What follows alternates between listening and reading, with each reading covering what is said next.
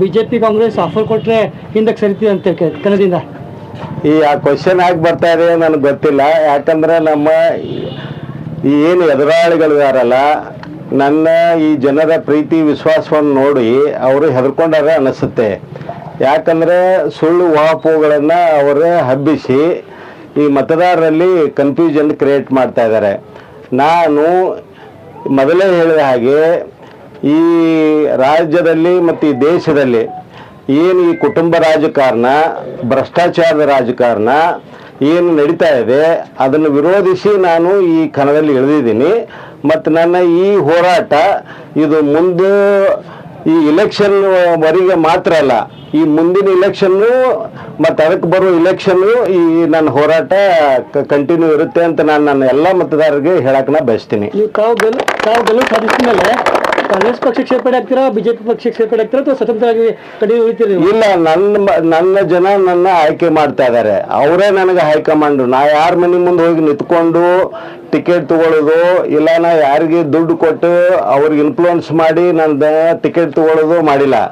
ಯಾಕಂದರೆ ನನ್ನ ಜನ ಈ ಚಿಕ್ಕೋಡಿ ಮತಕ್ಷೇತ್ರದ ಏನು 17.5 ಲಕ್ಷ ಮತದಾರದಾರ, ಪ್ರಬುದ್ಧ ಮತದಾರರು, ಪ್ರಜ್ಞಾವಂತ ಮತದಾರರು, ಅವರು ನನಗೆ ಫೋರ್ಸ್ ಮಾಡಿ ನಮಗೆ ಎರಡೂ ಪಕ್ಷಗಳು ಬೇಡ, ಯಾಕಂದ್ರೆ ಅವ್ರು ಮಾಡೋ ಪೊಲಿಟಿಕ್ಸು ಕುಟುಂಬ ರಾಜಕಾರಣ, ಅವ್ರು ಮಾಡೋ ಪೊಲಿಟಿಕ್ಸು ಭ್ರಷ್ಟಾಚಾರದ ರಾಜಕಾರಣ, ಅವರು ಮಾಡೋದು ಈ ಅಭಿವೃದ್ಧಿ ವಿರೋಧಿ ರಾಜಕಾರಣ ಅಂತ ಹೇಳಿ ನನ್ನನ್ನು ಈ ಕಣದಲ್ಲಿ ನಿಲ್ಲಿಸ್ಯಾರ. ಅವರೇ ನನಗೆ ಹೈಕಮಾಂಡು. ಅವರು ಏನು ಹೇಳ್ತಾರೆ ಇವಾಗ, ಈ BJPಗೆ ಸಪೋರ್ಟ್ ಮಾಡೋದು ಇಲ್ಲ ಕಾಂಗ್ರೆಸ್ ಸಪೋರ್ಟ್ ಮಾಡೋ ಕ್ವಶನ್ನೇ ಬರೋಲ್ಲ. ಯಾಕಂದರೆ ನಾವು ಚುನಾವಣೆ ರಣರಂಗದಲ್ಲಿದ್ದೀವಿ.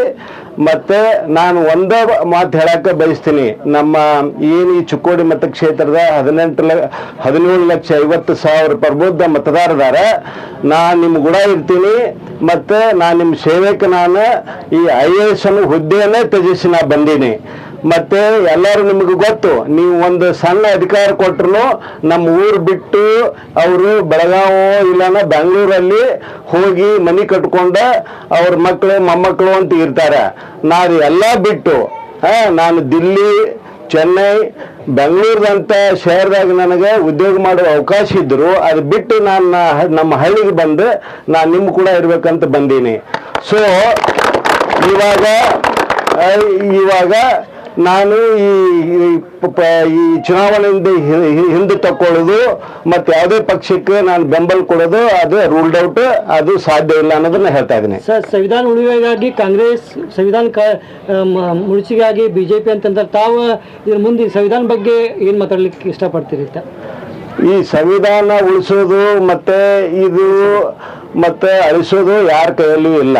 ನಿಮ್ಗೆ ಗೊತ್ತು, ಬಾಬಾ ಸಾಹೇಬ್ರದ ಬರೆದಂಥ ಈ ಸಂವಿಧಾನ ಒಂದು ಅಕ್ಷರ ಕೂಡ ಚೇಂಜ್ ಮಾಡೋಕ್ಕೆ ಎಷ್ಟು ತ್ರಾಸ ಐತಿ ಅನ್ನೋದು. ಯಾಕಂದ್ರೆ ಅದಕ್ಕೆ ನಿಮಗೆ ಪಾರ್ಲಿಮೆಂಟ್ನಾಗ 2/3 ಮೆಜಾರಿಟಿ ಬೇಕು, ಮತ್ತು ಸ್ಟೇಟ್ ಏನು ಈ ರಾಜ್ಯಗಳದಾವಲ್ಲ ಆ ರಾಜ್ಯಗಳಲ್ಲಿ 2/3 ಮೆಜಾರಿಟಿ ಬೇಕು. ಈ ಸಂವಿಧಾನವನ್ನು ಚೇಂಜ್ ಮಾಡೋಣ ಅಂತ ಯಾರಾದರೂ ತಿಳ್ಕೊಂಡಿದ್ರೆ ಅದು ಅವ್ರ ಮೂರ್ಖತನ. ಈಗ ಸಂವಿಧಾನ ಚೇಂಜ್ ಮಾಡ್ತೀನಿ ಅಂದವ್ರೆ, ಈಗ ಎಲ್ಲಿ ಅವ್ರನ್ನ ತಿಪ್ಪಾಗಿ ಹೋಗಿದ್ದಾರೆ ಪಕ್ಷಗಳು ಅನ್ನೋದು ನಿಮಗೆ ಗೊತ್ತದೆ. ಈ ಸಂವಿಧಾನ ಎಷ್ಟು ಶ್ರೇಷ್ಠ ಅನ್ನೋದನ್ನ ಇವಾಗ ನಿಮ್ಗೆ ಮನವರಿಕೆ ಆಕತಿ ಅನಿಸುತ್ತೆ. ಯಾರು ನೀವು ಈಗ ಅಧಿಕಾರದಲ್ಲಿ ಇದ್ದವರು ದುರಂಕಾರ ನಿಮ್ಗೆ ತೋರಿಸ್ತಿದ್ರು, ಅವ್ರ ಕಾಲು ಬಿದ್ರು ನಿಮ್ಮ ಕಡೆ ನೋಡ್ತಿದ್ದಿಲ್ಲ, ಕೈ ಮುಗಿದ್ರು ಯಾವ ಮುಖ ತಿರ್ಸಿ ಆ ಕಡೆ ನೋಡ್ತಿದ್ರು. ಇವಾಗ ಇಲೆಕ್ಷನ್ ಬಂದ ಬಳಿಕ ನಿಮ್ಮ ಮನೆಗೆ ಕೈ ಮುಗಿದು ಕಾಲು ಬಿದ್ದು ಹೋಟ್ ಕೇಳಕ್ಕೆ ಬಂದಾರ ಅಂದ್ರೆ ಆ ಹೋಟಿನ ಮಹತ್ವ ಎಷ್ಟೈತಿ ಅನ್ನೋದನ್ನ ನೀವು ಅರ್ಥ ಮಾಡ್ಕೊಳ್ರಿ. ನಿಮ್ಗೆ ಮಹತ್ವ, ನಿಮ್ಗೆ ಮಾನ ಸಮ್ಮಾನ ಎಲ್ಲಿವರೆಗೆ ಅಂತಂದ್ರೆ ನೀವು ಏನು ಆ ಹೋಟಿನ ಅಧಿಕಾರ ಅದು ನೀವು ಚಲಾಯಿಸುವವರೆಗೆ ಇರ್ತೈತಿ ಅಂತ ತಿಳ್ಕೊಳ್ಳಿ. ನೀವು ಅದನ್ನ ಒಮ್ಮೆ ನೀವು ಚಲಾಯಿಸಿರಿ ಅಂದ್ರೆ 5 ವರ್ಷ ನಿಮ್ಮನ್ನ ಯಾರೂ ಕೇರ್ ಮಾಡಂಗಿಲ್ಲ, ನಿಮ್ಮನ್ನ ಯಾರೂ ನೋಡಂಗಿಲ್ಲ.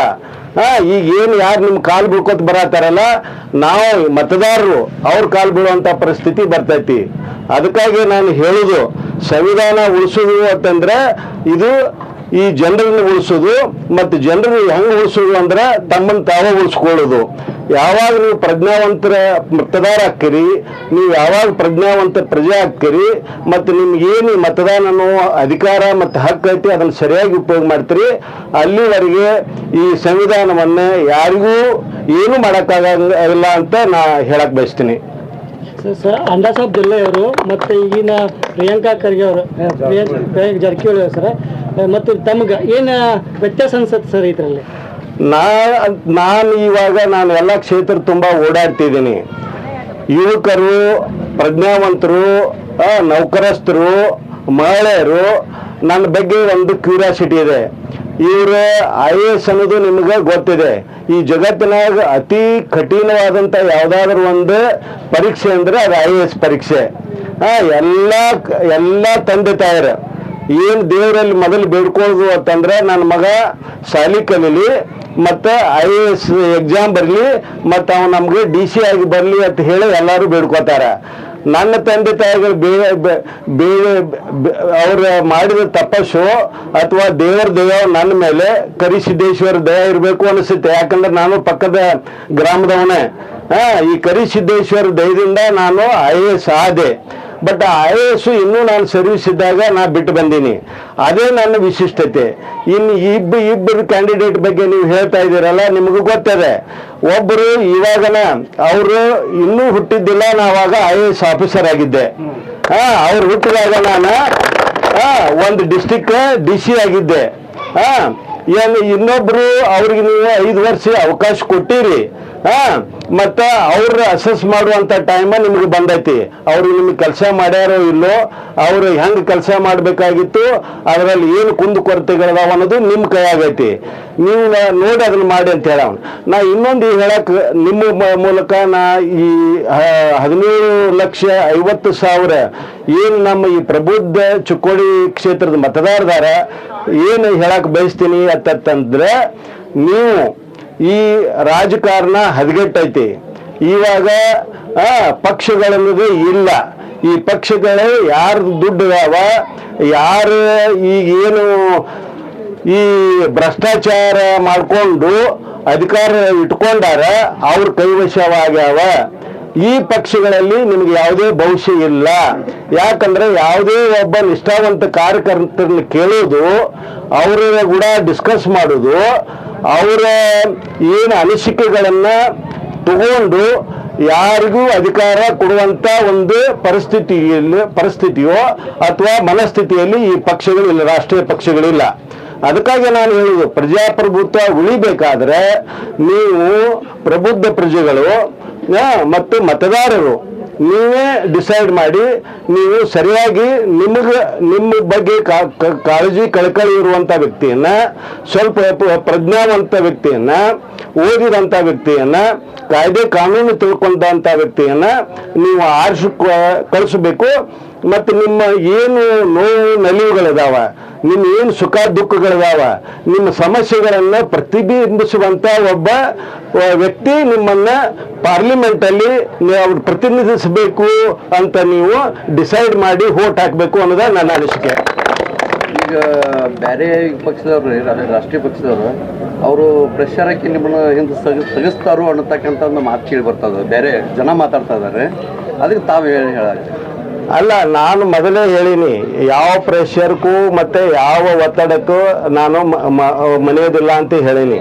ನನಗೆ ಯಾರಾದರೂ ಪ್ರೆಷರ್ ಮಾಡಿ ಮತ್ತು ಯಾರಾದರೂ ನನ್ನನ್ನು ಈ ಸ್ಪರ್ಧೆಯಿಂದ ಹಿಂತೆಗೀರಿ ಅಂತ ಹೇಳೋರು ಯಾರೇ ಇದ್ರೆ ಅದು ನನ್ನ ಈ ಪಕ್ಷದ ಕಾರ್ಯಕರ್ತರ, ನನ್ನ ಹಿತೈಷಿಗಳ, ಮತ್ತು ಏನು ನನ್ನ ಈ ಸ್ವಾಭಿಮಾನದಿಂದ ತುಂಬಿರುವಂಥ ಈ 17,50,000 ಮತದಾರದಾರಲ್ಲ, ಅವ್ರು ಶಂಭು ಸರ್ ನೀವು ಬೇಡ, ಈಗಿದ್ದು 2 ಕ್ಯಾಂಡಿಡೇಟು ಸಾಕು ಅಂತ ಹೇಳಿದ್ರೆ ನಾನು ಹಿಂದೆ ತಗೊಳಕ್ಕೆ ರೆಡಿ ಇದ್ದೀನಿ. ಬಟ್ ಅದು ಅಸಾಧ್ಯ ಅಂತ ಈಗ ಅನಿಸುತ್ತೆ. ಯಾಕಂದರೆ ನಾನು ಎಷ್ಟು ಇಲೆಕ್ಷನ್ ಸಮೀಪ ಬರ್ತಾ ಇದೆ ಅಷ್ಟು ಜನ ನನಗೆ ನೀವು ನಿಂತ್ಕೋಬೇಕು, ನೀವು ಈ ಇಲೆಕ್ಷನ್ ಫೈಟ್ ಮಾಡಬೇಕು.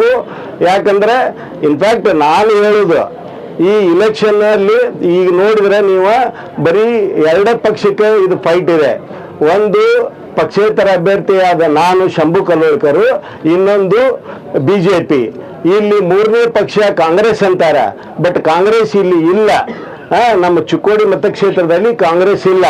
ಅದು ಒಂದು ಕುಟುಂಬದ ಒಂದು ಲಿಮಿಟೆಡ್ ಕಂಪನಿಯಾಗಿ ಈಗ ಕಾಂಗ್ರೆಸ್ ಅವ್ರ ಮನ್ಯಾಗ ಒತ್ತಿ ಇಟ್ಟಂಗೆ ಆಗ್ಯದ.